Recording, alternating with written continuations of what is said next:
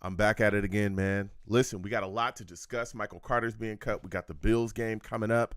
We're going to be discussing all things Jets. Call in 515-602-9639. Again, 515-602-9639 is the number. Call in. Salutes to all the savages. I see you. The Green Knight salutes to you. He says, is it just me or does Robert Saleh always look like he'd rather be anywhere else? Salutes. Good to see you in here. Tommy Thompson, I see you in the building as well. Again, thank y'all for donating. Get anything you get to the platform. We're going to get to the show. Hold on one second. We're going to get to the audio, folks. Hold on.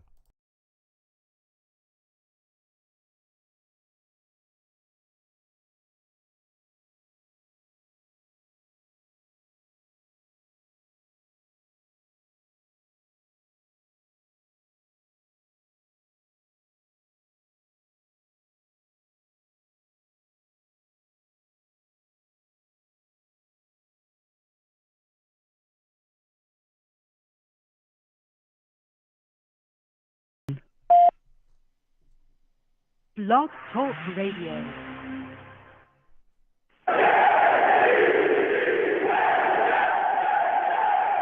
What's going on, folks? It's your boy Long Beach Joe, and I am back at it, back at it, back at it again. I'm back at it again, man. Listen, we have quite a bit to discuss. All right, we got Michael Carter's been released. We're going to be talking about the New York Jets. We have an upcoming game with the Buffalo Bills. We're going to be discussing it all, folks. So we had an offensive team meeting as well. All right, players had to come together. Salutes to all the savages in the chat. We're going to get to everybody. All right, and we have a great guest coming on today as well that's going to be talking to us about some things, and I cannot wait to have that discussion. So, listen, I'm the man of the people. I'm here for the people. Let me shamelessly promote my Facebook page. Everyone go on Facebook, search The Long Beach Joe Show. Like that page. My content's up there. Go ahead and give it a listen.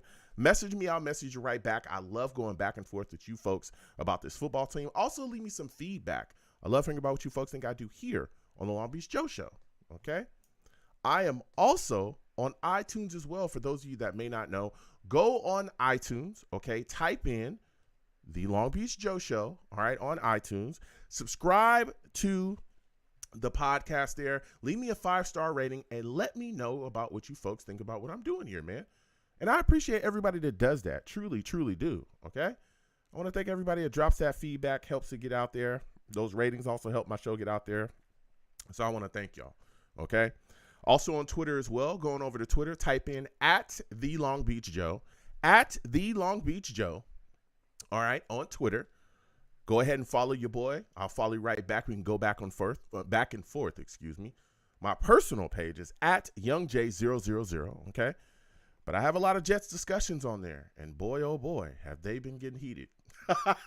They've been getting pretty hot. You know what I'm saying? So just enter at your own risk, okay? Because I love going back and forth, and I have great, intelligent discussions, okay? Heated debate, all right? A lot of heated debate, all right?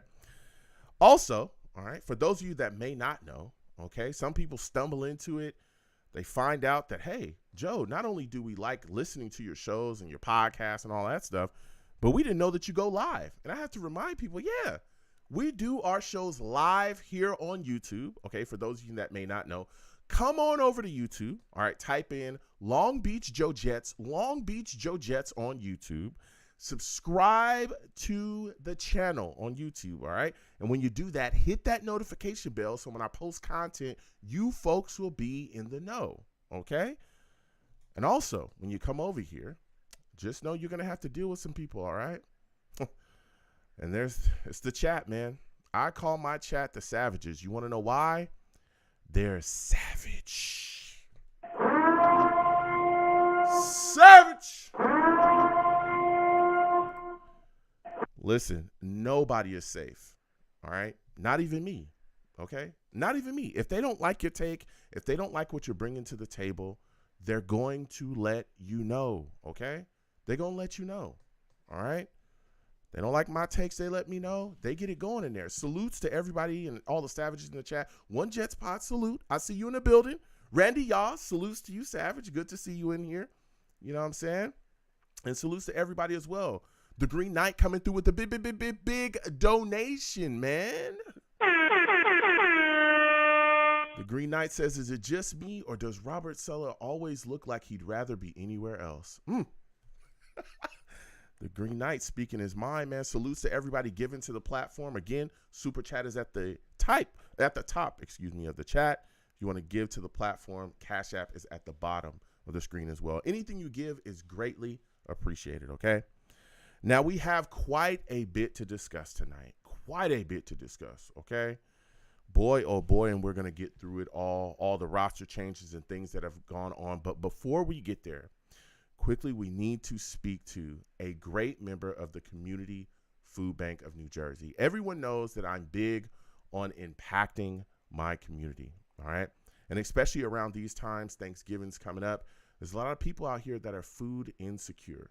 So tonight we're going to have Nadine Rosenbaum-Lohr come on of the Community Food Bank of New Jersey, and she's going to speak with us about everything that they're doing at the food bank to help people get food secure. Nadine, I want to thank you for coming on the Long Beach Joe Show. How are you doing tonight? Good. Thank you so much for having me. Absolutely, Nadine. And you folks are doing so many things over there at the Community Food Bank, so many great things for the community. Can you tell us some of the things that the food bank does to support senior citizens that are dealing with hunger issues? Sure.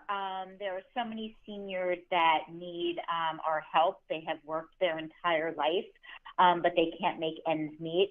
One thing that we do is we provide senior boxes to different communities, which has food, some supplemental food for the month, very healthy food. And we also put a lot of produce in those boxes. And we deliver those to senior centers, and we also do what we call community distribution in a lot of senior centers throughout the service areas that we work in. We work in directly 11 counties in New Jersey, and then with some other partners in 4, so 15 counties total. That is wonderful to hear everything that you're doing to help out those senior citizens. I tell people all the time that, you know, seniors deal with these issues as well, and it's beautiful to see that you folks are definitely stepping up and helping those that are in need. What are some of the challenges that you face when trying to make people aware that the food bank helps people that are working and still dealing with food insecurity? Yes, so many people. We've actually seen, we really thought that COVID would alleviate some of the hunger that we were seeing during that time, but actually it's very elevated due to inflation, and we all know the cost of food and housing, transportation, and childcare has gone up exponentially, and a lot of salaries haven't kept pace with that. So we're seeing, we have a pantry down in our Egg Harbor Township location right outside Atlantic City, and they're seeing 7 times the amount. They used to serve about 300 families a month, and right now sometimes they see, well over 1,000 families come and really need the services down there. So unfortunately, a lot of the pandemic programs that help have really sunsetted. So we're really seeing that need, spike, throughout the state. Yeah. Yes, and that's something I speak to people about as well. A lot of people think, oh, well, food banks, they only deal with those that, may not have homes or people that aren't working, that are just kind of out and about. And I say, no, there's a lot of people that are out here working full, work schedules, that are working 40 hours a week, but are still dealing with issues of being able to deal with the rising cost of food and all of the issues that are coming economically as well. And it's impacting them in a way where they don't know where their next meal is coming from. Right, Nadine? Exactly. So many people that, a lot of our clients, I would say a majority of our clients are working, sometimes 1, 2, and 3 jobs, and they still can't make ends meet. So, anything that people could do, we can always turn every dollar that you donate to the food bank, provides 3 nutritious meals for, our neighbors who are in need throughout the state. Yes. And again, we're speaking with Mrs. Nadine Rosenbaum-Lohr of the Community Food Bank of New Jersey, CFBNJ.org. Get involved any way that you can. Now, Nadine, can you fill us in on the turkey drive that you folks have coming up? Yes. So tomorrow we have an extremely exciting day. It's our 23rd Turkey Drive, and we have partnered with CBS New York. We're going to be at 70 locations throughout the state. CBS will be at 3 of those locations. An Acme in Jersey City, a coffee shop in Denville, and then a ShopRite in Livingston. And we will be live from 9 to 11. So we hope that everybody can come out. You can donate a turkey. You can donate the fixings that a lot of our neighbors need. This year we're supplying 85,000 turkeys, roasters, and hams, throughout our 800 partners, throughout our service area. So anything that you can do tomorrow, if you can't make it out, you can always make a donation at cfbnj.org. And we have a very special opportunity going on right now until, for the next about 24 hours. All gifts that we receive up to $50,000 will be doubled. We had an anonymous donor support us. So if you can't make it out, please feel free to make a donation because it will go twice as far tomorrow. Yes, absolutely. Nadine, you folks are doing so many wonderful things for the community. Again, everybody, with Thanksgiving right around the corner, this is extremely important. There's a lot of people out there that are dealing with food insecurity that need your help. So get involved any way that you can. Before I let you go, again, Nadine, can you please give my audience every way that they can get involved with you folks over there at the Community Food Bank, where they can donate? Can they give their time? Can they volunteer? How can they do these things? Sure. There are so many ways you can get involved with the food bank. I mean, obviously you can make a donation, like I just said. You can also come out and volunteer. We cannot do what we do without our volunteers. You can also advocate for our neighbors in need. And there are just so many ways that your kids can get involved too. So I definitely, think people, if they can, visit our website at cfbnj.org to find out, how you can get involved. Nadine, I want to thank you for coming on the show. You have yourself a good night. Thank you so much for having us on. Absolutely. Good night. Bye. Listen, what a phenomenal interview by, again, Mrs. Nadine Rosenbaum-Lohr of the Community Food Bank of New Jersey. Again, get involved any way that you can. cfbnj.org. Get involved, people.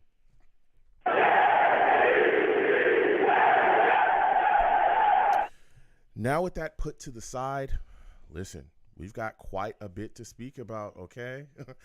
We have quite a bit to speak about. The New York Jets are doing some things, and they are moving furniture. We're going to discuss it all. The lines are open, 515-602-9639. We'll get to the callers in a second. The lines are hot. Call in. Salutes to all the Savages. I see y'all in the building, okay? Salutes to Phenom, salutes to One Jets Pod, Ronald Perry, all of y'all, okay? Trust, we're getting to everyone tonight, okay? We got a Bills game coming up. We're going to be discussing everything that's happening. 515-602-9639. Call in, okay? Now, first we're going to get to the New York Jets releasing Michael Carter. What shocked me a little bit, okay? It shocked me a little bit. I'm not going to lie. Okay. Michael Carter was released. Of course, we know that he's been unhappy with his role within the offense. We've heard rumors from that, right? Now, what was kind of strange to me was we signed Dalvin Cook, as we know, this past offseason. And immediately I thought to myself, this is not going to be good, right? Michael Carter had shown some real promise in his rookie year. The second year, kind of a down year, especially because they had brought in James Robinson. And there was a lot of, especially with the other backs that we had as well, where Michael Carter wasn't getting the carries. Breece Hall, of course, had dealt with that big injury that sat him down for the season, that year. Then they also drafted Izzy as well. So Izzy, on top of signing Dalvin Cook, was just a bad sign, okay? But I was hoping, hey, you know what? Michael Carter still can be effective in this league. He's a great back. We've seen his ability to come out the backfield, catch the ball. Of course, we know that he can move and shake. He can make things happen. So I was still high on the idea of Michael Carter having a big impact within this running back rotation. Okay. You know, we see at that time, we were saying, okay, we'll see how Breece comes back. What's going to happen if he comes back and plays great? We know that he's going to be the bell cow guy, but Michael Carter can still fit within this running back situation. Well, Breece comes back and he's looking like Breece, you know, like nothing happened. But we're seeing that Dalvin Cook was utilized a lot more than Michael Carter. And what blew my mind at first, especially watching Dalvin Cook, was that Dalvin was running like he was running in quicksand. Like he was just running as slow as molasses, okay?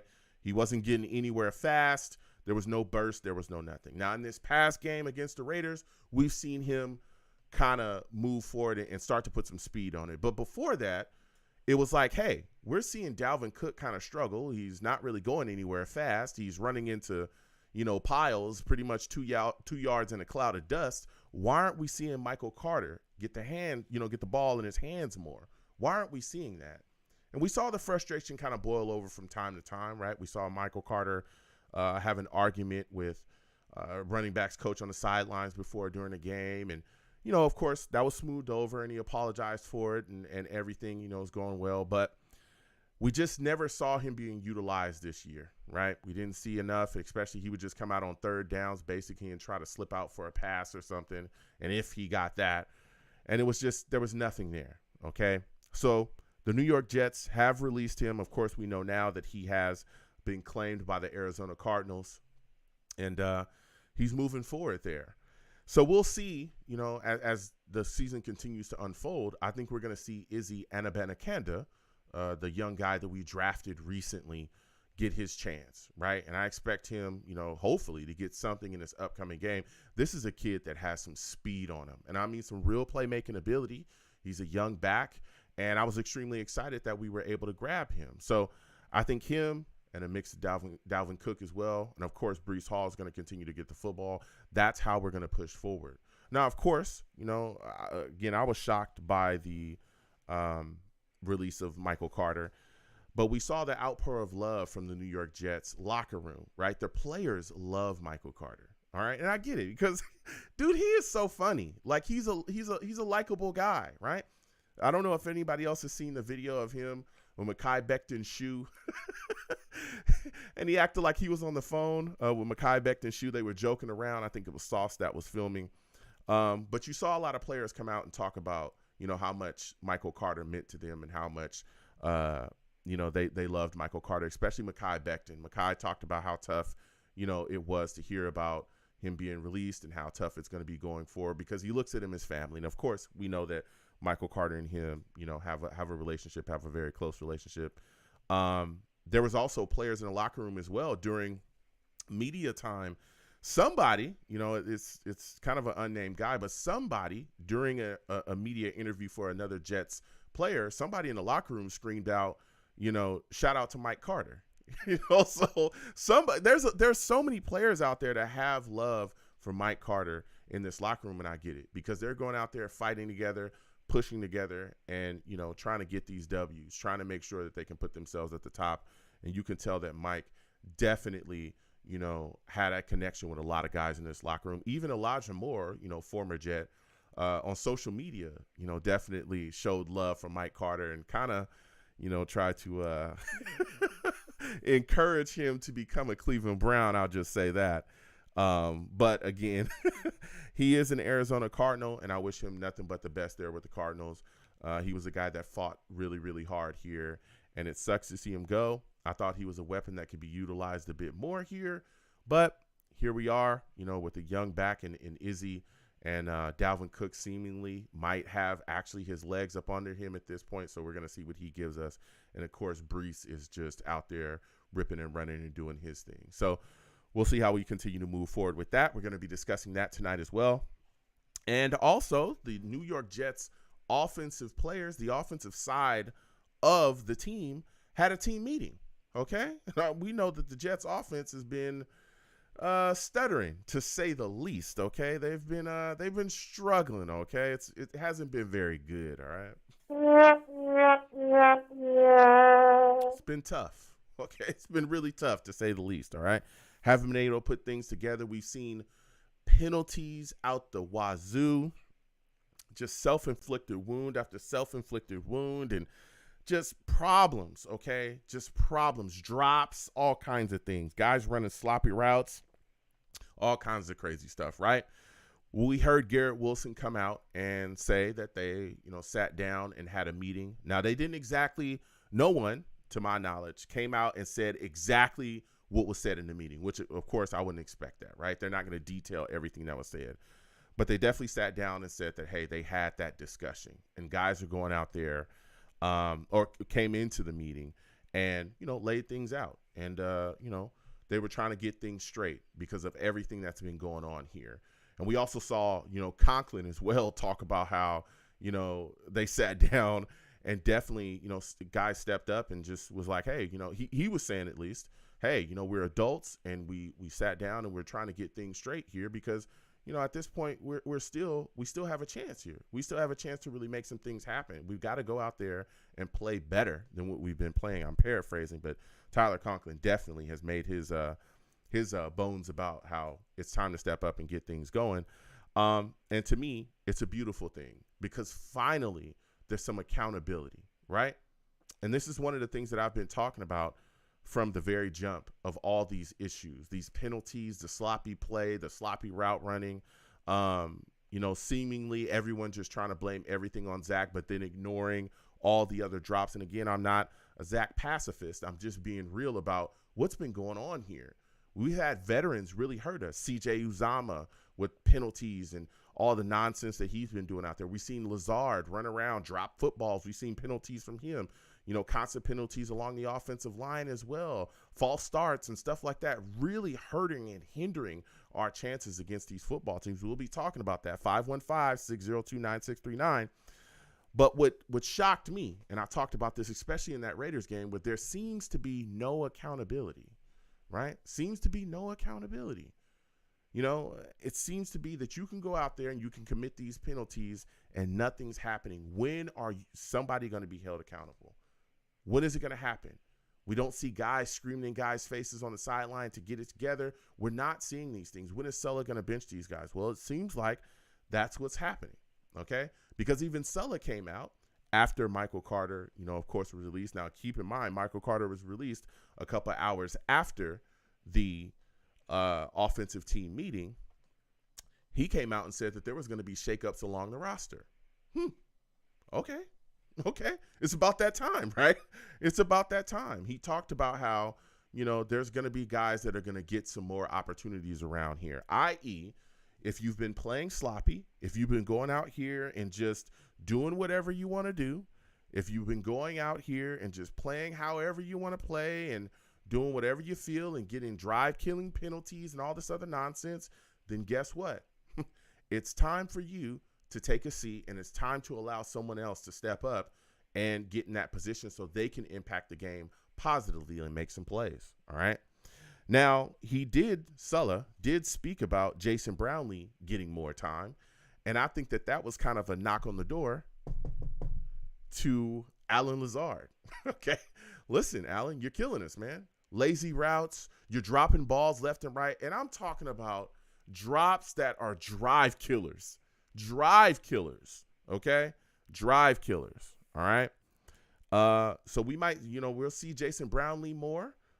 Sulla talked about that. He also talked about Ruckert getting more time as well. A lot of people have been calling for Jeremy Ruckert to get more time.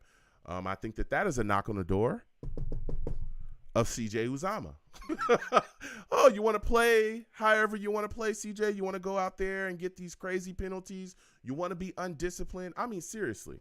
The New York Jets had 8 penalties in the last game against the Raiders. I think the game before that, they had 8 as well. They've had 9 penalty games, and this is all recently. It's been insane, some of the nonsense that we've been seeing.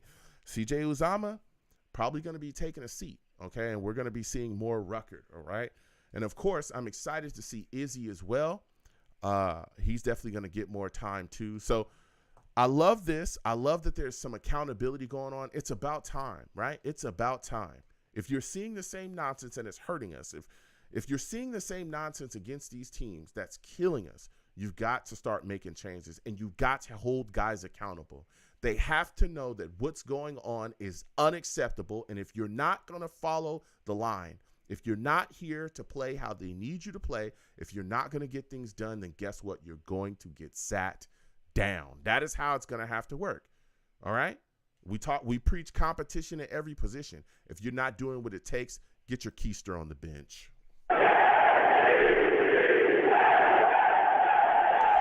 So we're going to be discussing that. Also, the Jets got an upcoming game against the Bills as well. Okay, we know Josh Allen.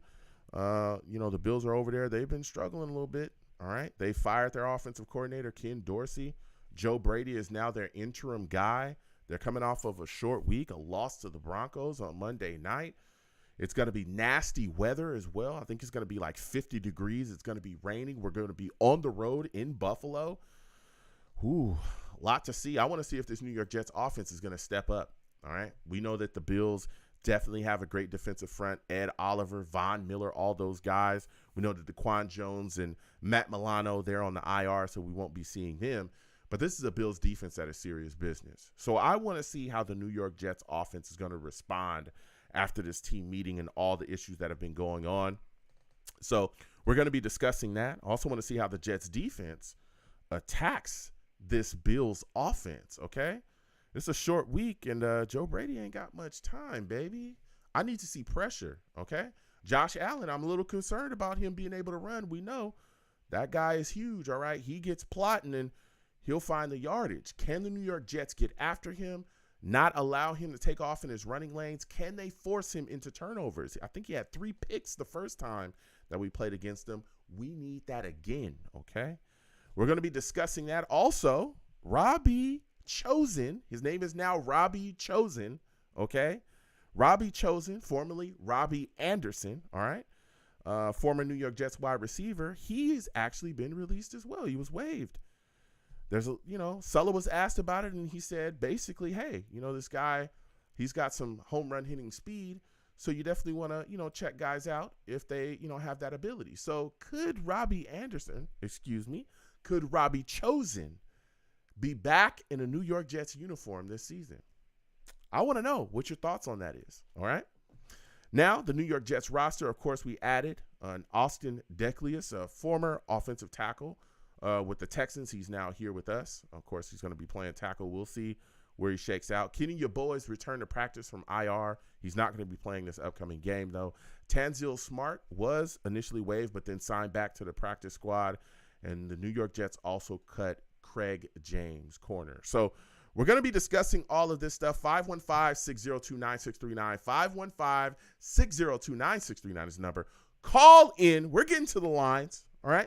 Please give the stream a thumbs up. Subscribe to the channel if you haven't already. And hit that notification bell so when I post content, you folks will be in the know. If you want to give to the platform, the Super Chat's there. Cash App is at the bottom of the screen. Anything you give to the platform is greatly appreciated. All right? Listen, do not call into my show cursing because I will get you out of here fast. I'm talking fast. Faster when you got Adam Gase out of here. That was fast. Whew. That was fast. I'm so glad he's not the head coach of the New York Jets. Jeez Louise. I remember when he was here, it was like, who's going to hold him accountable for his awful play calling?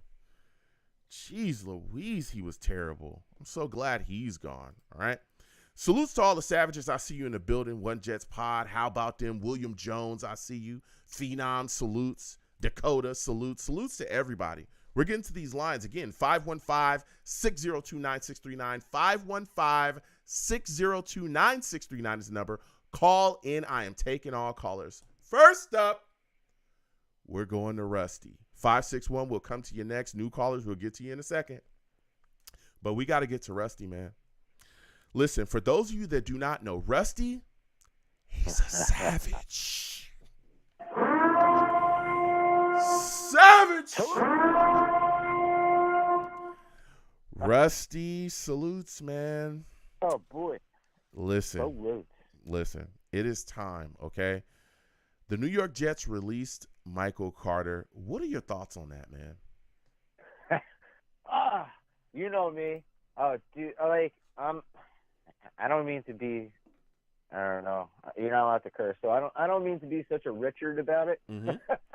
But I'm happy. I Oh, really you're happy? am because yes. Okay, Though, why? I said too, like, there's no denying the guy's character, second to none. Awesome. But, excluding, like, his rookie year, he was gung-ho. But now, even on different little, screen options, just run plays, he can't get that extra oomph.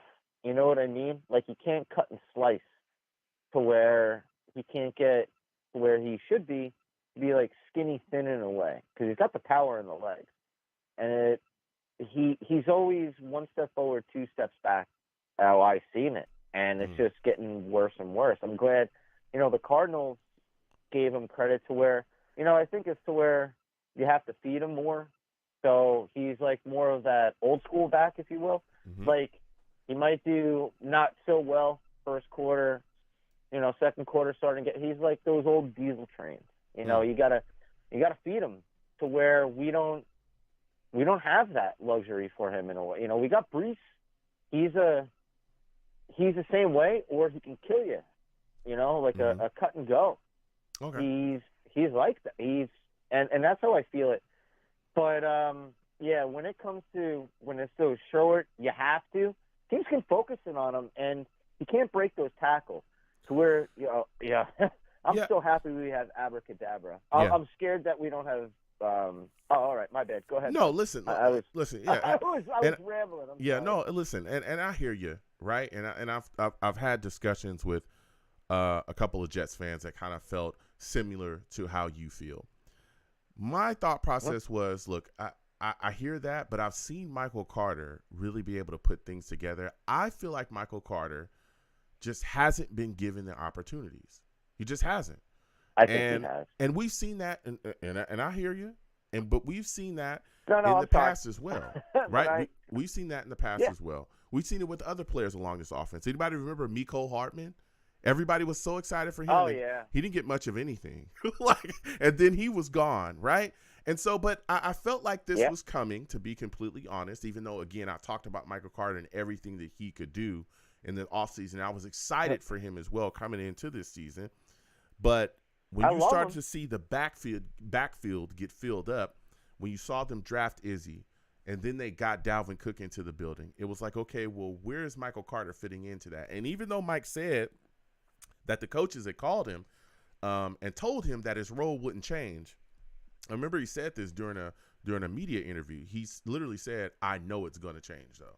So, and even he said again, during his introductory, media interview with the Cardinals, that there were some things going on behind the scenes, and so it didn't really surprise him that he was released. So, it sucks, but moving forward, happy. Yeah, but moving forward, like you said as well, we have Izzy, who we're gonna get to see now, right? He's gonna get to see. He's finally gonna be activated because he's been deactivated for so long. Yeah, we're gonna finally get to see this young kid go out there and be able to get the football in his hands. I'm excited about him, but still, I'm just still wondering about Dalvin Cook, man.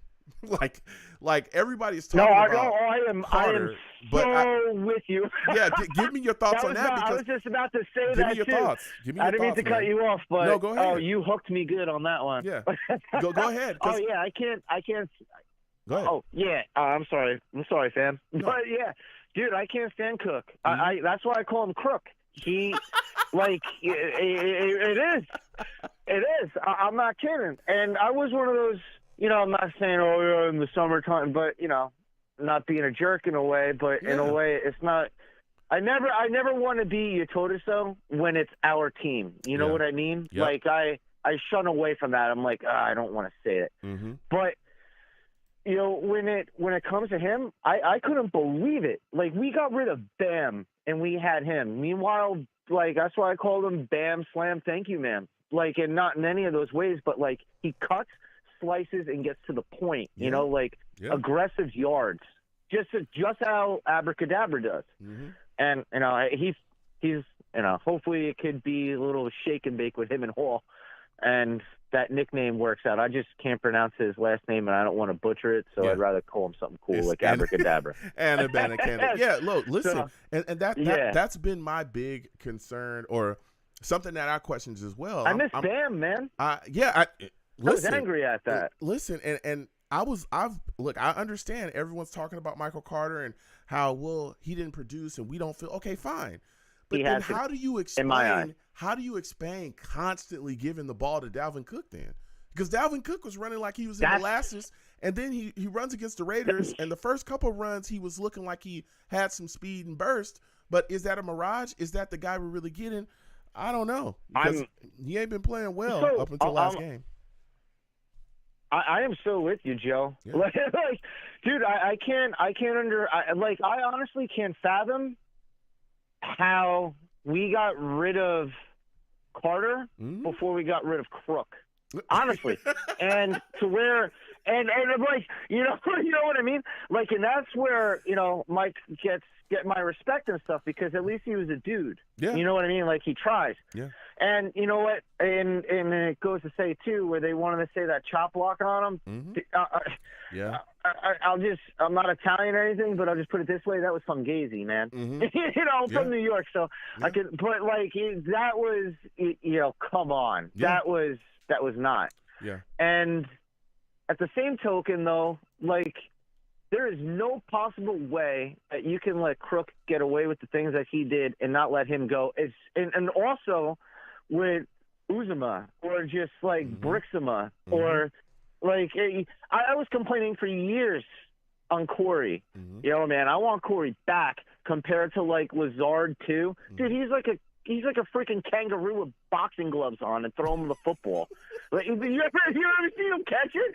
Dude, he looks like he has his fist clenched trying to catch a foot. It's unbelievable. Yeah. And like, I can't believe. Oh man, yeah. Sorry for rambling. And that's my bad. Go ahead, fam. No, listen, Rusty, I hear you, and that's where I'm wondering. I'm hoping that this team meeting that we recently just had will set guys straight and get them to understand that it's time to be accountable. And that's my question for you. Yeah, it's a men's men. Yeah, we heard about the team meeting. We heard that, guys sat down and had that discussion about how things need to change.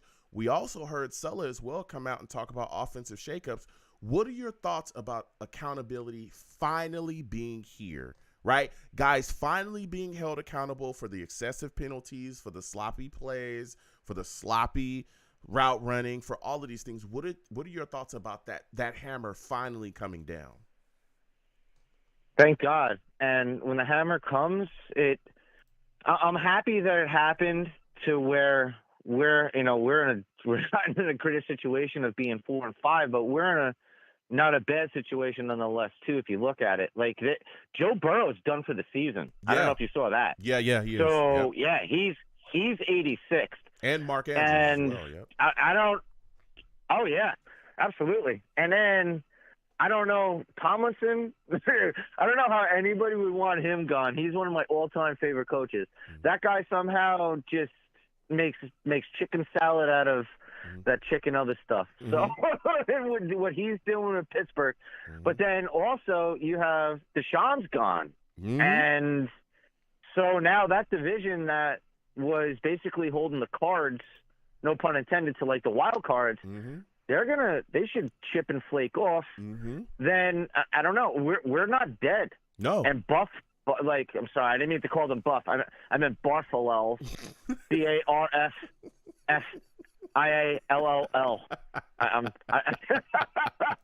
Barfalo, miserable. Yeah. I hate. They're holding Zach's pocket in a way to where, knock on wood, I hope it stays that way. It's for the taking right now. We're not dead. Yeah. We just need Mick in our corner. And get up, you bum. That's it. And that takes me right to where I want to discuss. I want to talk to you about this upcoming game against Buffalo. When you look at what we got, right? We're going on the road. We're going to be at Buffalo.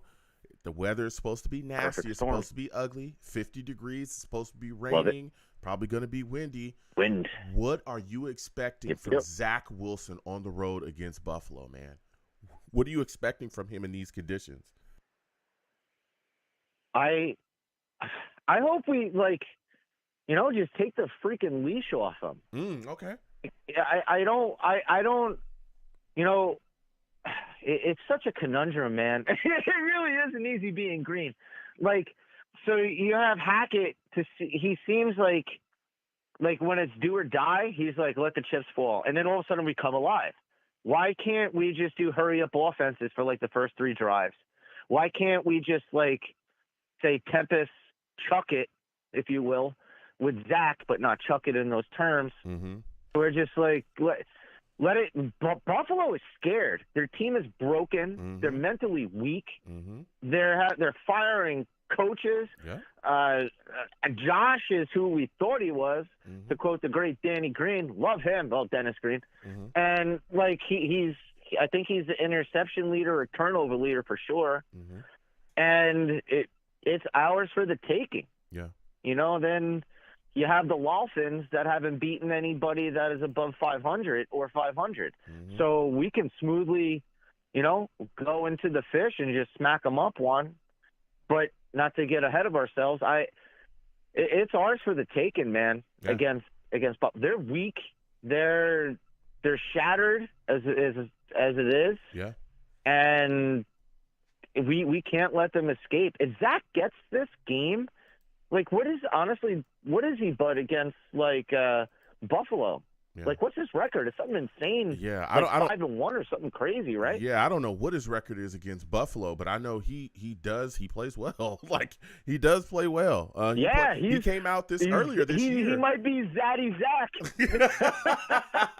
against Buffalo earlier Imagine this that. year. Yeah, Holy moly. this year when Aaron Rodgers went down, he stepped in and was able to go in there and do his thing. I'm hoping to see Zach come out and just take care of the football, right? Don't do anything crazy, especially in these elements. And I think it's going to be huge. It's going to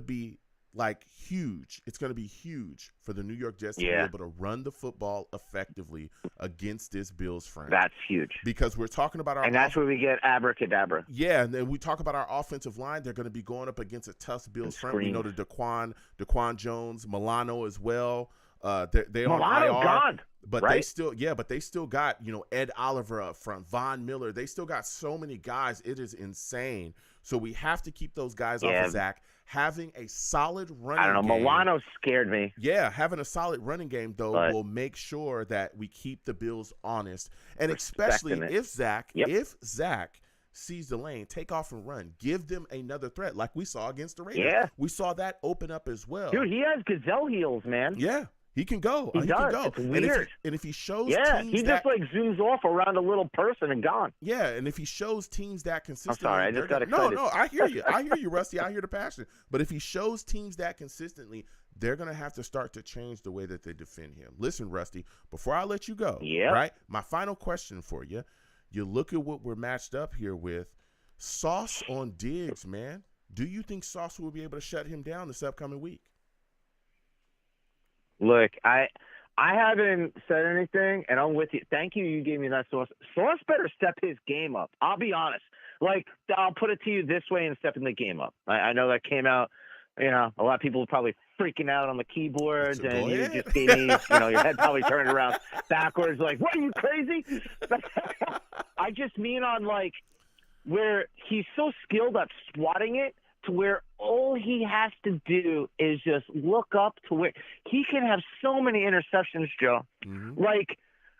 To where it seems like the teams are in a way all right, if we throw it in his direction, the worst that's going to happen is a swat away where, that could also bounce up and somebody can pick it off. But Sauce isn't known for interceptions, which is starting to get troubling. Mm-hmm. He should. Teams don't throw at him. I think he might get a pick six this game. Yeah, that's what I'm saying. Yeah. I think he might get it. I think he might. Yeah, I'm sorry. What were you saying, bud? No, yeah, I'd say teams usually don't throw his way. They try to stay away from him. But there was a dropped interception against the Cowboys. But Sauce, man, he's so tough that a lot of teams don't look his way at all and try to stay away from him. But go ahead and finish up and then give me your final score prediction, man.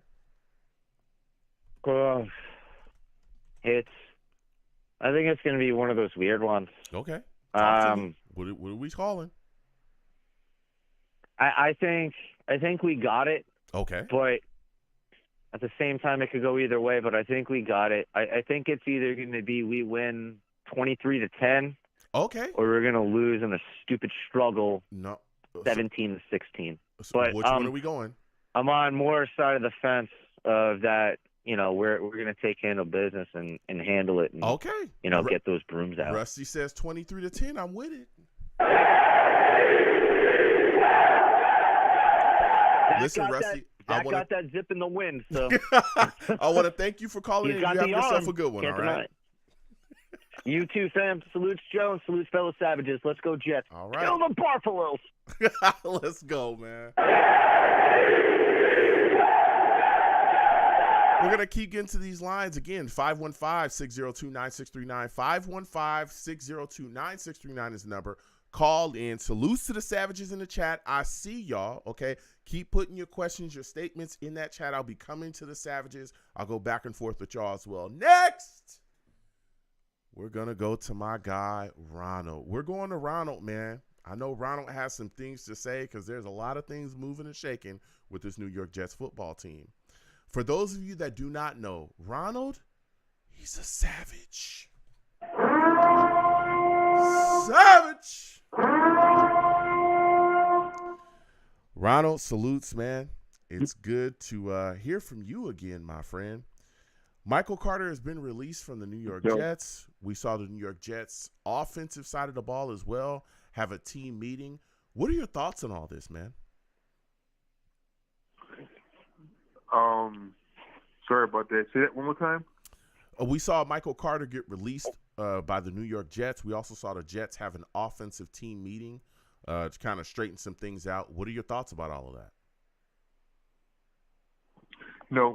With Michael Carter, I was kind of like, either way, that's fine with me because, let's be real, he kind of fell off. He's not what he used to be. And it didn't look like he was turning the page, and it's not like, oh, okay, give him some more time or get better. I don't know if he's gonna get better, but honestly, I do wish him luck over in Arizona, man. I don't know what's gonna happen with him, but he ran his course over here. It just wasn't working out. It is what it is. It's not like like how I would miss him or nothing. I mean, he was in the middle. As a matter of fact, I would rather see like some of these younger dudes that just came in off this rookie deal. Yeah. I would like to see what they can do because I really don't have no opinion about them. I would like to see. I see what Michael Carter could do, and if this was a couple of years ago, I'm like, Michael Carter's the man. But like I said, he fell off. But as a matter of fact, speaking of falling off, I'm like, what's up with this? What's going on with this? What's the dude's name again? That tight end that everybody keeps talking about. C.J. Uzomah. That I just don't. Probably C.J. Uzomah. Not even his. The white guy. What's his name again? Ruckert? Yeah, Ruckert. Everybody keeps talking about Ruckert, and I'm like, I keep looking for like what everybody's talking about, and like honestly, I seen him in college. And he was the man, even though he didn't really get much playing time because there was better tight ends that was playing with him. But I could see his potential. But when he came here, I don't know. Sometimes I think that like when they turn professional, it's different. It's like it's a different animal, and they don't quite turn out to be what you expected them to be. Well, here's the thing, Ronald. When he came here. When Jeremy Ruckert was drafted and came here, you have to understand he was behind Tyler Conklin and C.J. Uzomah, who, C.J. Uzomah and Conklin, we had just gotten in free agency, right? Those are two veteran tight ends. We were excited. Of course, I remember because I did the draft show. We were excited to bring him into the building, but we were like, man, we already got, two tight ends brought in. Here's the third one. But Ruckert, by all accounts, was definitely one of the top tight ends in his class. Some people say he's the best tight end in the class. So we were extremely excited to bring him into the building. But as things continue to unfold here, right, especially when we see the excessive penalties from C.J. Uzomah, the drive killers and stuff that he's doing, we're seeing that Ruckert can come in here and really do some things. We've seen him go out there and make plays.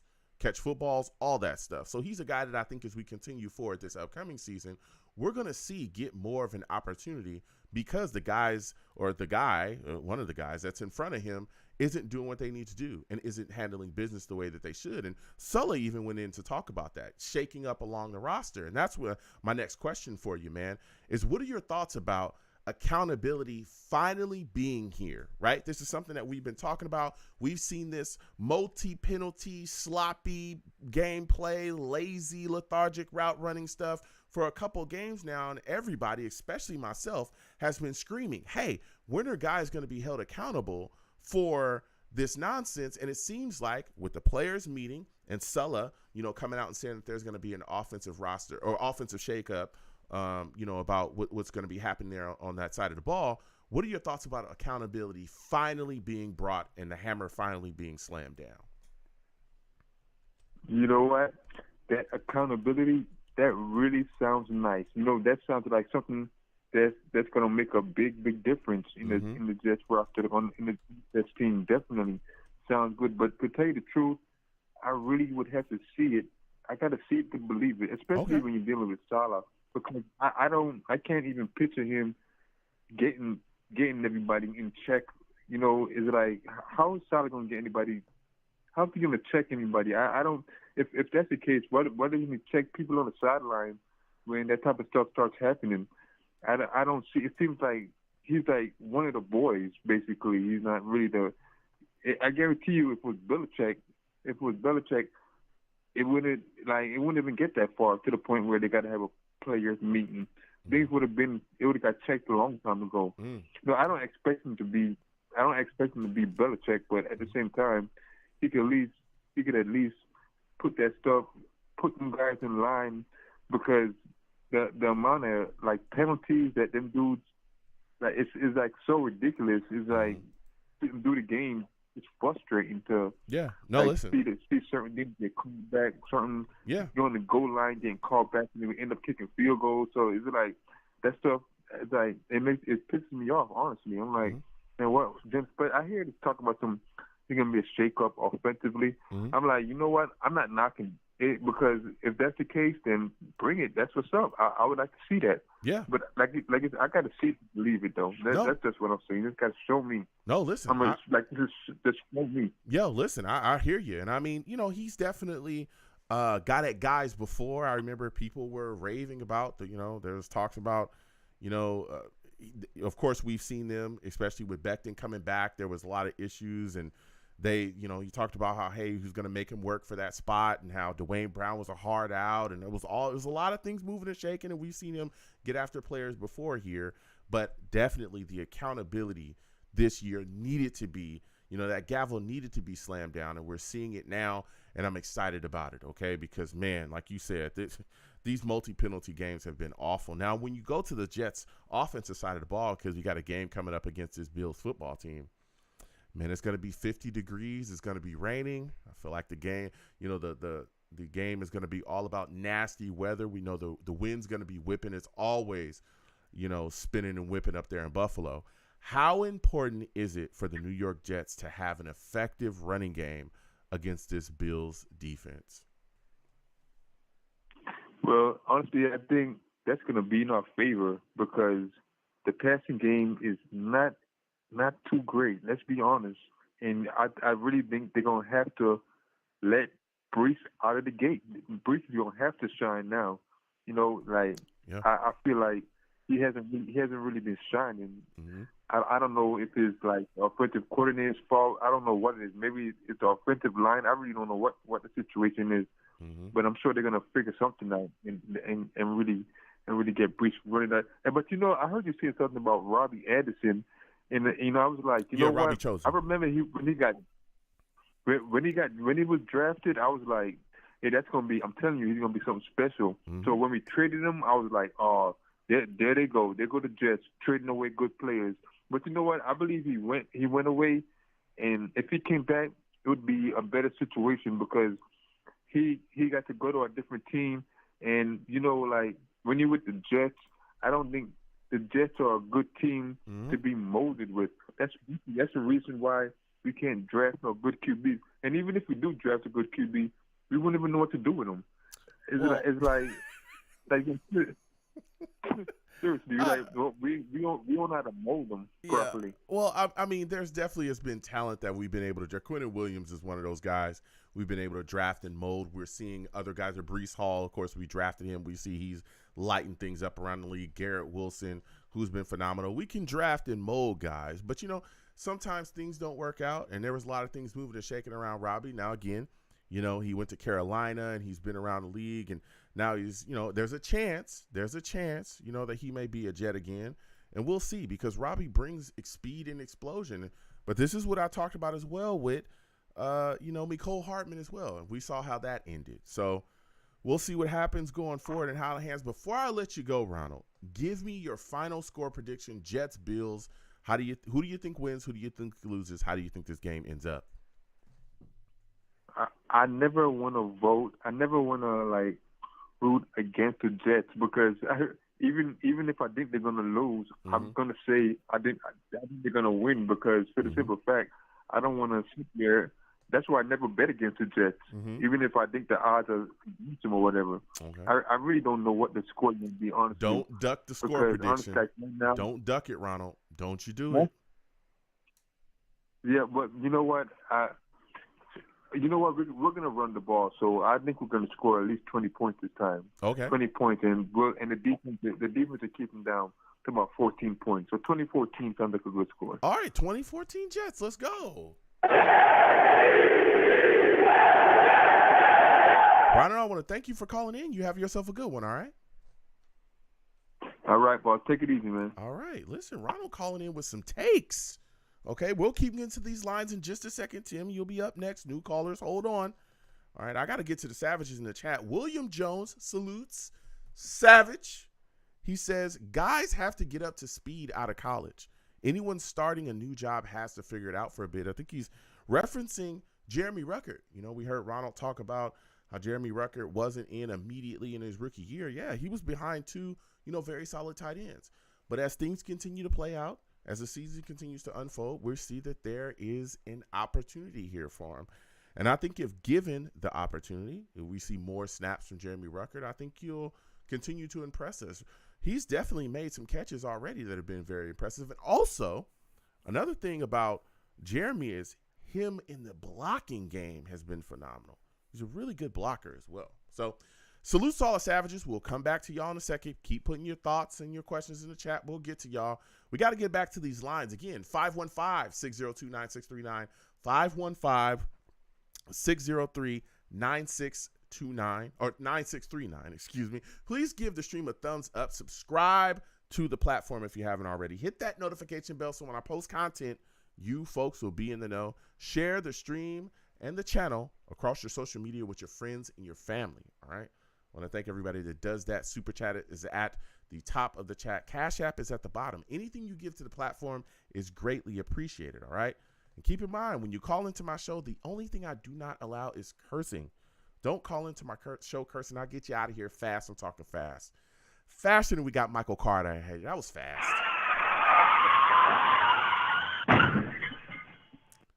Was that too soon, guys?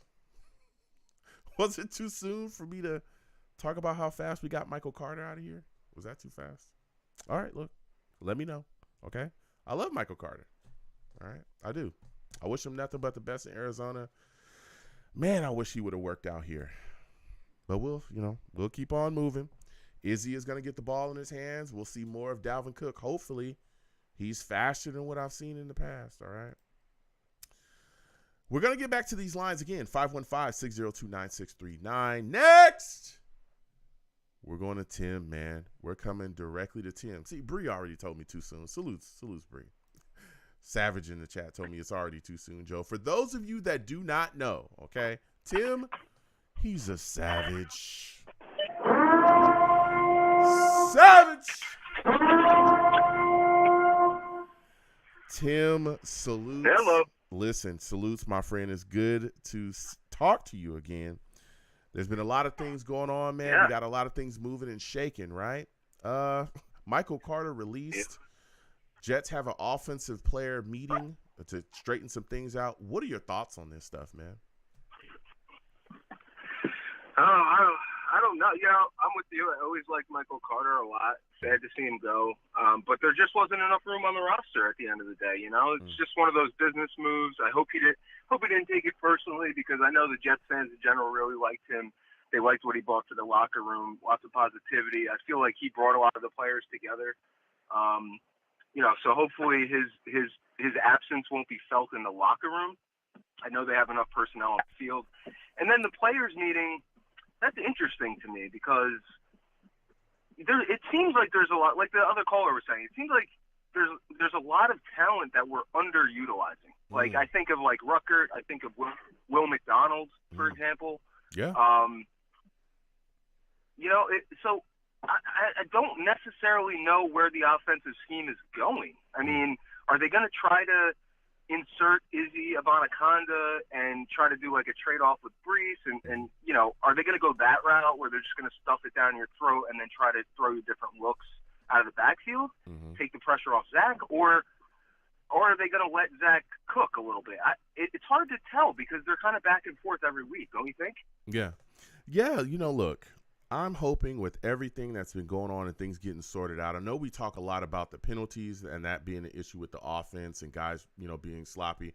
But, like you guys are hitting on, the offensive play calling, the packages that we're seeing be put out there are guys that should be utilized a bit more. And now with all of the things that's going to get shooken up along the offensive side of the ball, I'm hoping we see those things. I know people are talking about, you just talked about Ruckert, and hopefully we see Izzy, now get the ball in his hands, because he's been deactivated for how long. But what about guys like Jason Brownlee? Jason Brownlee should have been implemented at some point. He should have been implemented here. At one point, Randall Cobb was getting so many catches, it was insane. It was like, hey, why aren't we seeing different guys out there? Why didn't we see Malik Taylor earlier? Why didn't we see Jason Brownlee earlier? We got rid of Mecole Hardman before he was ever really utilized within the offense, but we kept going to Cobb, and we know that Cobb's been a healthy scratch for a little bit now, but it's just been like, man, what is going on here? I'm hoping that with this shakeup, we'll start to see the New York Jets offense be revitalized and rejuvenated. We need to get the ball in the hands of these young guys. Like you just talked about, Izzy Abanikanda he needs to get the ball in his hands, man. This is a guy that has some real speed on him, and he's a guy that can make plays, especially when you're watching Dalvin Cook. And look, he had, some plays against the Raiders where we saw some speed from him. He was actually looking like the Dalvin Cook of old. But Izzy is just a guy that we really believe can really push the rock here, and especially, again, that trade-off with Breece, giving him time to rest and then come back and really bring it to a defense, I think would be huge for us, especially if we're talking about getting back to running the football effectively and kind of easing things off of Zach so it's not so much on his shoulders. Because when we talk about these losses that we've recently had as well, if you look at a lot of these losses, our running game has been struggling.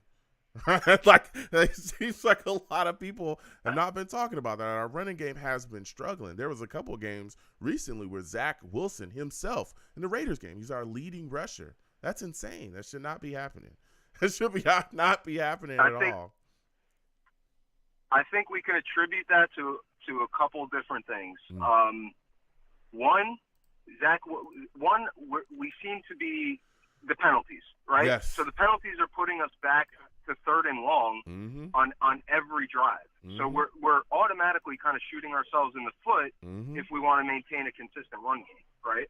The other part of that, and I was watching the not Bart Scott's podcast, but the other one with Eric Allen, and Bart Scott was on it, and they were talking. Bart Scott made a really good point. He's like, you see a lot of these young quarterbacks, the reason why they're so successful is because they don't huddle up every time. Yeah. It's because of tempo. Yeah. And then the argument against that, Joe, is okay, but you can't necessarily expect a quarterback like Zach Wilson to be able to call everything at the line. And that was asked of Bart Scott, and Bart Scott said, that's not what I'm talking about. He's like, you have up until 15 seconds to call play into your quarterback. Yeah. And what you see out of teams like the Chargers, right? For example, the Chargers play tempo, no huddle. But what happens is all they're doing is they're getting to the line to make sure no subs can happen, and then they're getting to the line so early in the play clock that even when they get set,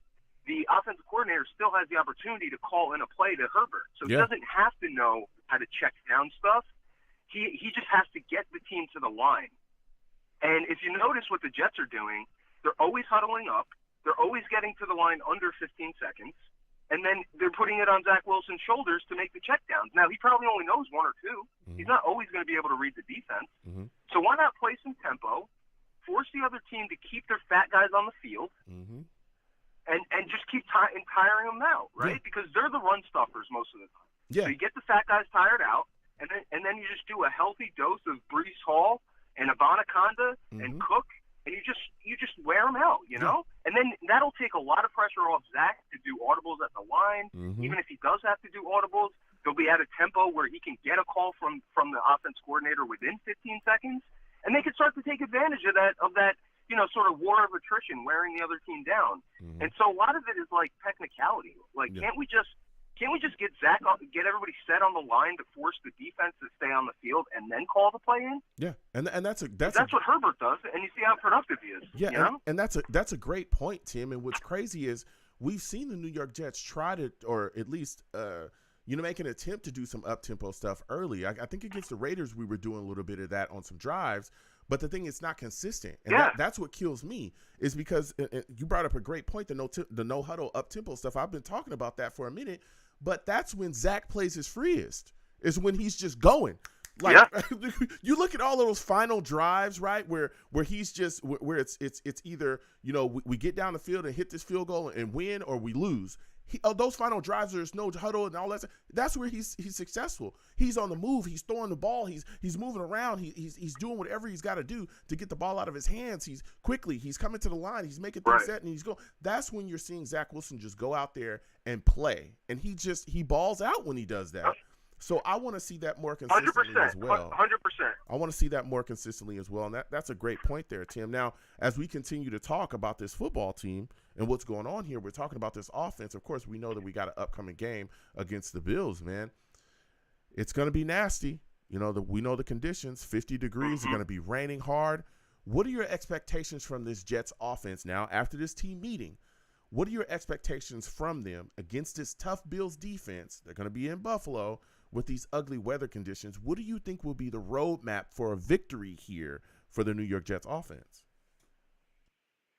Absolutely 100% the run play action. And I'll tell you what. Bills are missing their best linebacker, Milano. Yep. Arguably the best linebacker in the AFC East, mm-hmm. or maybe even the AFC before he went down. Mm-hmm. And now it's Quincy. But he's missing, and he was a huge piece of their defense in the middle of the field. He was the defensive captain calling in the defensive plays. And then they're also missing Tre'Davious White. So that plays into my theory of, if they shove the ball down the throat at the line and mm-hmm. just use a steady interchange of Cook, Breece, and Abanikanda, the Bills are going to get worn out quick. And then they're going to be able to throw over the top with no Tre'Davious White. Now, that's going to all really depend. That's going to have a lot of dependence on Garrett Wilson's health with the elbow going in. Yep. Because he's really our deep threat. Hey, and you know what, Joe? What if they were to throw Brownlee in on a couple of Garrett Wilson's plays? Yeah. He's I would love to see that. He's tall. Yeah. He's limber. Yeah. He can take the top off the D. I would love to see that. And again, even when you're talking about, Garrett Wilson dealing with that elbow situation, he's questionable, but he's already come out and said that he's going to play in this upcoming game. But I'm a little concerned as well, because if that elbow does give him some trouble during the game, who else is going to step up? That's what I want to see in this upcoming game as well, because we saw that in the Eagles game, right, where he went and sat down for a little bit during that last drive. Guys were struggling to get open. And is Allen Lazard going to step up and be that guy to finally start to get open, running more Chris Sprouts coming out of this? That's what I want to ask you, Tim. I'm disappointed. Go ahead. I'm disappointed in him, man. Go ahead. I was talking him up so big coming into the season. I'm like, he's so underrated on the Packers. He has such good chemistry with Aaron Rodgers. Yeah. He's coming up with clutch plays. He's one of these underdog players that had to make it all on his own kind of thing. And I always felt a strong attraction to those players because I want to see them succeed. You know what I mean? Yeah. And then he gets here, and he looks nervous. He looks like he never caught a ball before. Yeah. He looks like he's out of position on a lot of plays. Like, I don't necessarily understand what's going on with him. Mm-hmm. I mean, that one play, do you remember that one catch he had over the middle in the last game where he almost was like scared of he looked like he was scared of the ball. He had to like fumble it 3 times before he finally had it in his hand. Yeah, well, Zach made an unbelievable throw, and he almost dropped it. Yeah. The no look. Maybe it was because it was no look. Maybe it wasn't expecting it. That ball hit him in the like, hands, and he started bobbling. Man, it was crazy. Go ahead, Tim. He looked like he had bricks for hands on that play. Like there was no softness to that reception whatsoever, and it made me nervous because the last thing we need is Allen Lazard to catch a ball and bobble it twice and then get smoked in the middle of the field and fumble it. Mm-hmm. Yeah. So I don't know. I'm disappointed in his contribution. I think honestly, if I was the coach, I would bench him and put Brownlee in. Yeah, and again, these for one game. The offensive shakeups are coming in, and they've talked about how Brownlee is going to get more opportunities. Sella talked about that. So, I think that was a knock on the door to Allen Lazard saying, hey, listen, either you step up or, you're going to step out. And that's what it is. Now, as we continue to talk about this upcoming Bills game, listen, this defense they need to maul Josh Allen, right? But I'm a little concerned. Okay, Tim, let me give you my concern here. Josh Allen and his running ability worries me because he's not a guy that just, is just fast and he lumbers. He's a big dude and he'll run guys over. And I'm worried that if the Jets pass rush overrushes him, gives him a lane, he'll take off and we'll see him extend the chains time and time again. How concerned are you about Josh Allen's running ability against this Jets defense?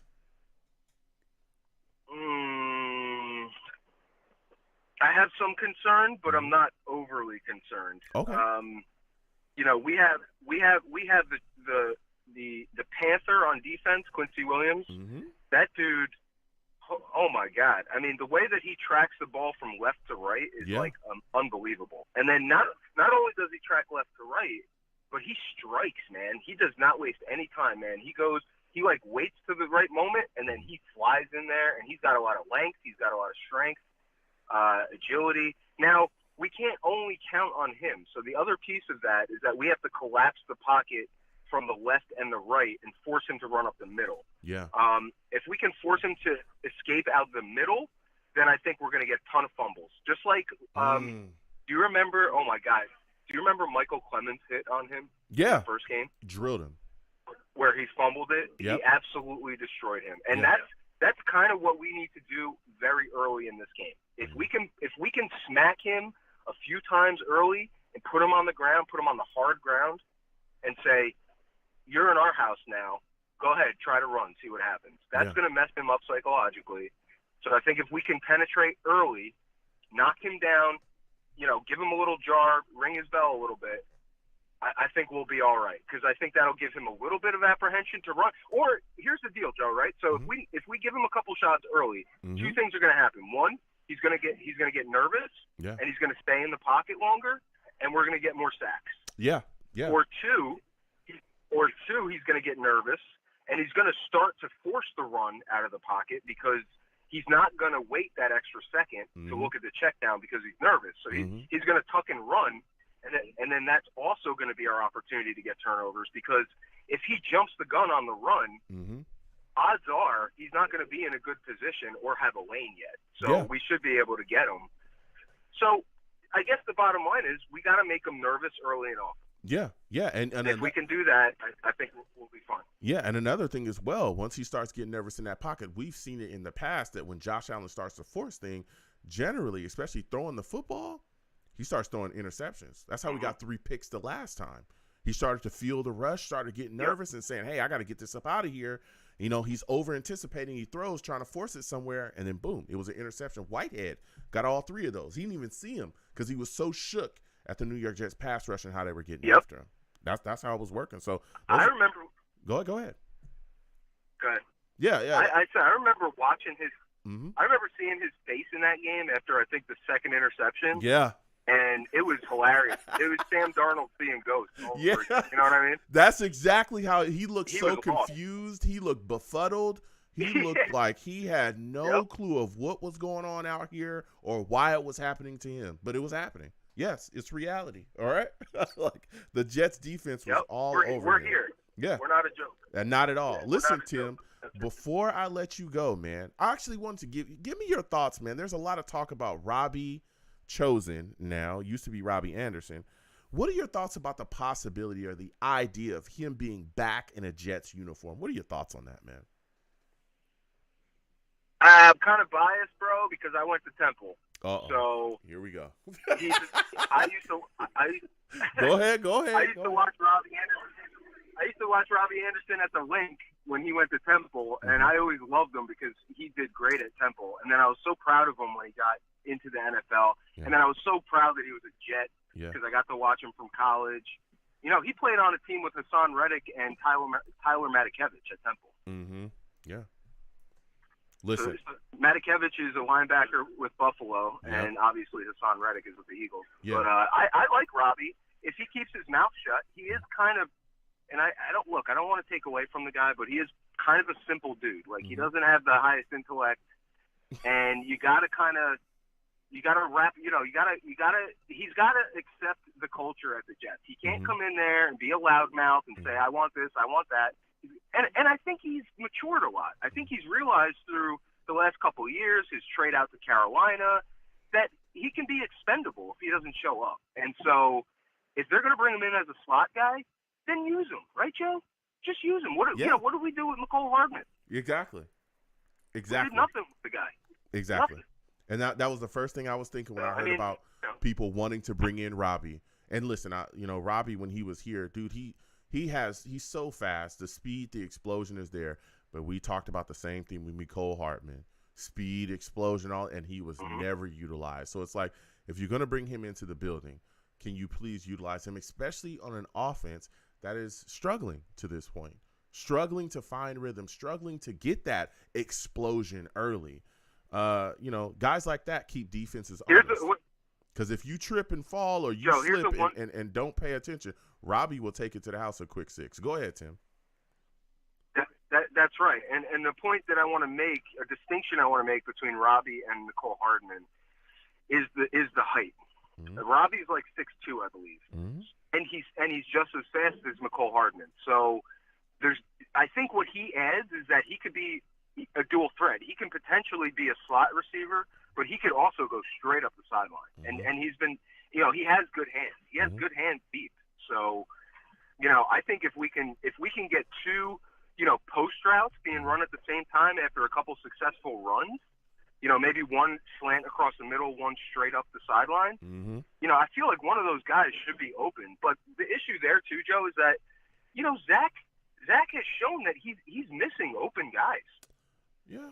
Like wide open guys. Mm-hmm. There's been opportunities for him where somebody's doing a slant and they're passing over the center of the defense and they're wide open and he's just either too rushed or too nervous or thinking only about his second check down that he misses a great opportunity. I mean, I've seen Garrett Wilson be frustrated before. Yeah. Where he's just like on an island, like, bro, like, let's go, dude. Like, touchdown. Yeah. No, and Dak is definitely, we're seeing him taking steps forward. It's, but there's been that happens everywhere though. Guys are going to miss open guys, but he should be hitting those guys. But a lot of that too is the offensive line, allowing that rush to be nipping at his heels, and he's got to take off. We've seen that from time to time as well. But I think, guys get open. I think that Zach is going to be able to hit them, but he does miss guys. We see that. So I'm definitely not going to make any excuses there for him whatsoever because I'm a realist here. One last thing before I go, Joe. Go ahead. One last thing. Mekhi Becton. Run behind Mekhi Becton. That's it. That's all we got to do. Run to the left with Pittman and Beckman. And Becton. Just do it. Run over there. You got Laken Tomlinson, Mekhi Becton, and Pittman's playing awesome. Yeah. get them to the left side of the field, Mm-hmm. run behind Mekhi Becton, and break Brees out. And if it's not Brees, do it with Dalvin Cook. I don't care if you run to the left side of the field 7 times in a row. Mm-hmm. Mekhi Becton's going to destroy anybody in front of him, regardless. And just run behind the guy. We don't see enough runs, in Becton's direction. And I don't understand that. Yeah, and I mean, Mekhi Becton is amazing this season as well. Like you said, he's back to playing on an elite level, like I told everybody he would be, and he is dominating people out there. He's dominating people. Point blank period. I love it, dude. We're just patting ourselves on the back. We're patting ourselves on the back. We've been telling everybody, don't Tim. sleep on this dude. He Tim. got a lot of bad publicity, Yes. but he's a monster. Tim, I'm not trying to have any issues with people. Y'all hit Tim up. He'll let you know. Trust. He'll let you know. I don't want no issues. I already got enough issues on my plate. But Tim will definitely let you know. Tim, before I let you go, this has been a great call. Give me your final score prediction. Jets, Bills. Who do you think wins? Who do you think loses? How do you think it ends up? Quick question: is there going to be weather? Yes, it's going to be 50 degrees. It's going to be raining. And, of course, I think up there in Buffalo, the wind is going to be whipping around. Yeah, so, all right. I think it's going to be a low-scoring game. I think it's going to be 16-9 New York Jets. Okay, 16-9.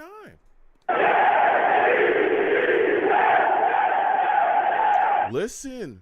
All right, Tim, I want to thank you for calling in. Next time I have a show, I want to hear from you, all right? Absolutely, man. Great talking to you. All right, you have a good one. Thanks. Listen, Tim calling in with some fire. We've had some great calls tonight. This has been a great show. All right, this has been a great show. Listen, let me go ahead and give y'all my prediction. This is going to be nasty. It's going to be an ugly game. All right, just the weather conditions alone. Again, as of right now, it's supposed to be 50 degrees and it's supposed to rain there. And as we all know, in that stadium, that wind just kicks around and it makes it tough. It's going to be very interesting to see if the New York Jets are going to be able to kick some field goals in there. It is tough. Listen, I love Greg the Leg. He's a phenomenal kicker, but that is notoriously a rough place to kick up into. So that's going to be something to watch as well. How much the weather will hinder the special teams play as well. So I think that our offense is going to come out and be able to put some things together. I don't know why, but I have a feeling that the Jets offense is going to take a step forward. I don't know if I'm feeling just uber positive about the team meeting and just the new blood that's going to be infused into the offense and all these things that we're talking about. I think the penalties are going to stop. Okay, I think they're going to stop here. I'm looking at the Jets' defensive side of the ball, and I think they're going to maul Josh Allen. We know that the Bills aren't in the best place right now, especially offensively. Just firing Ken Dorsey. Joe Brady is now their interim offensive coordinator. They're on a short week. I think that Josh Allen is going to be seeing ghosts. I think the Jets' pass rush is going to get after him. I think we'll see sack fumbles. I think we'll see sack strips. And I think he's going to have a tough day. We're also seeing and hearing about the frustrations of Stephon Diggs yet again. I think Sauce is going to be able to lock him up. I do think that this is going to be a low-scoring, ugly game, though. Okay? I am taking the New York Jets to beat the Buffalo Bills 17-7. 17-7. I'm taking the Jets, man.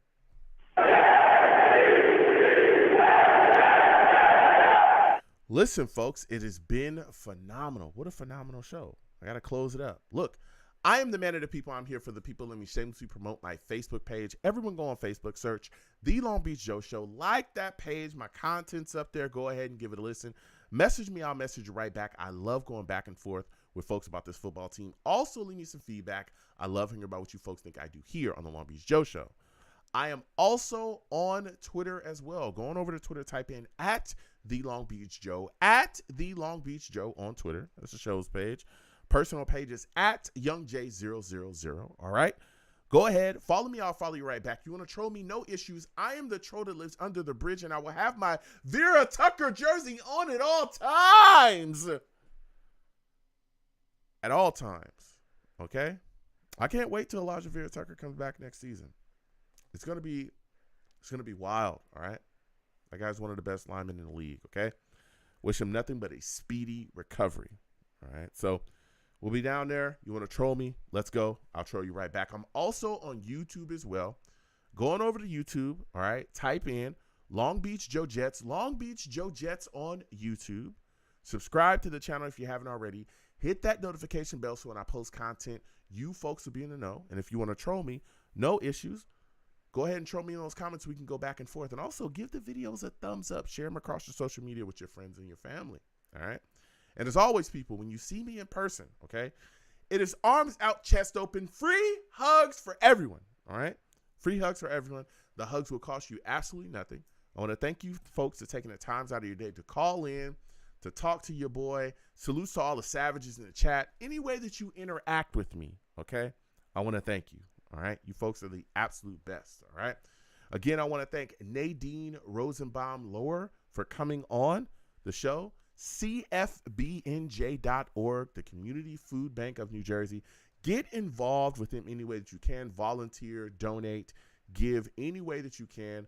There's a lot of people, especially with Thanksgiving coming up. A lot of people out there are food insecure and they need your help. Help any way that you can. All right. CFBNJ.org. All right. I want to thank you folks for listening. Until the next show, you folks have a good one. Peace. 1 second, folks.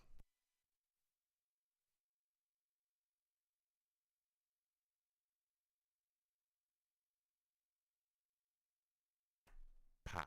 All right. Listen, I want to thank you folks for joining your boy. All right. I got to slide out of here because the schedule is crazy. Exclamation point links in the chat brings up my link tree. Okay. My link tree has the links to all of my social media platforms. Also has the links to other YouTube channels I've created. Reaction channel. There's content coming up very soon for that. Please check that out. We laughing at fools on the internet. Please go subscribe if you haven't already. There's more content coming. We're going to laugh at some more people and have a good time. Get my opinions out over there. So please go over there and check that out. So please, again, subscribe to that reaction channel. Also, for those of you that do not know, this show is a year-round show. We sit down, we talk about the New York Jets, and we have a lot of fun. All right. This number does not change. Okay. I'm not going to tell you guys who's doing it, but there's people that call into the show early. Generally, my shows start at 7 p.m. Eastern. Okay.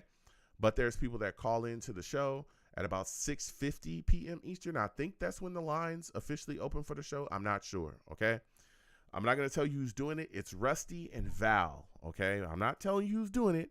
It's Rusty and Val, though, that are doing it. And people call in early to the show. As y'all heard tonight, we had, a couple callers. We had multiple callers. Please, I welcome that. If you want to call into the show early, they usually wait from 6:50 until 7. We start the show and they come on first. So if you want to know how people are doing it, that's how they do it. Of course, we take calls throughout the show, as y'all heard tonight as well. It doesn't matter when you call in, I'll get to you, trust. All right. My hold times are not long. Usually when I start the show, I'll come on. Tonight we had a quick interview, but I usually come on. I talk for about 10 minutes and then boom, we get to the line. We get to the lines and we talk to the people. All right. So that's what I do. Again, the only thing I do not allow on my show is cursing and yelling over me. I don't allow that, but definitely cursing. This is a family show. This is YouTube. Okay. This is YouTube. All right. So, I shut that down. Don't call on my show cursing like crazy. I'll get you out of here. All right. Don't do that. So we have a lot of fun. You're welcome to call in. Again, I'll put that out there as well. The early call in stuff, because it's a veteran trick that some people found out about and they've been using it for years. So I just put it out there to make sure it's, everybody's on equal footing. I want to be fair. Okay. But trust and believe we get to everybody. Okay. My hold times are not long, and we definitely have that time to talk and we have a lot of fun. All right. Now, keep in mind when you call in, I can see you. I can physically see you. Okay. So because I can physically see you, all right, I know what your number is. All right. I'm going to call out your area code. Okay. Please know what your area code is. All right. Please know what your area code is from wherever you're calling in. I've had issues in the past where people didn't know what their area codes were. I'm never going to say who it was. I'm just going to say you didn't know who your area code was, or know what your area code is. Okay. So, please know what your area code is. If I don't know you by name, I'm calling out your area code. So please make sure you have a good phone as well. Make sure that your connection's good. Make sure there's no crazy background noise, nothing like that. And, we bring you on and I want to talk. We're going to have a lot of fun and discuss the Jets and what's going on here, And please be reliable, be able to hold and stand on your points, okay? Because I'm definitely going to challenge your points. I want to hear your point of view and where you're coming from. So please, join your boy and have a lot of good fun on this program. We also do live watch-alongs as well on the games, and then we do a live radio show after the game. I think I'm going to be able to watch the upcoming game against the Bills with y'all. So I'll let y'all know for sure, but I think I'm going to be doing that. If we do, depending on when the game ends, we'll probably have a live radio show after the game, and we have a lot of fun. It gets heated, especially these last couple games. These last couple games have been, they've been tough, all right? But, join your boy for that. We have a lot of fun. I'll let y'all know for sure, but I think I'm going to be watching this upcoming game against the Bills with y'all. We're going to have a blast. So please come join your boy for that. So we have a lot of fun over here. Also, we game when I have a time. My schedule's available. I'll let y'all know when that is. So if you see me or catch me playing Madden or NBA 2K or something like that, don't hesitate to come join your boy, say what's up, and, get involved with what I'm doing. Got me watching or got me playing some GTA or something like that. Come get involved, man, with what I got going on, all right? So, we just be in here talking about life and all kind of crazy stuff when we play our games. It's a lot of fun, but my schedule's been wild. When I can get back to it, I will, all right? So, listen, it's been a phenomenal show. I got to slide out of here, all right? Ronald Perry, salutes. Always good to see you in the building, man. Thank you for joining me. Finance community, I see you in the building. William Jones, salutes to you as well. Bree, always good to see you in here too. Okay, Sin, it's always good to see you in here. Sang, always good to see you in here. Sang Mini, salutes. Always good to see you in the building. You know what I'm saying? Rusty, salutes to you as well. Always good to see you in the building. Savage Rusty, salutes. How about them Jets? Always good to see you in here too, man. One Jets pod, salutes to you as well. Always good to see you in the building as well.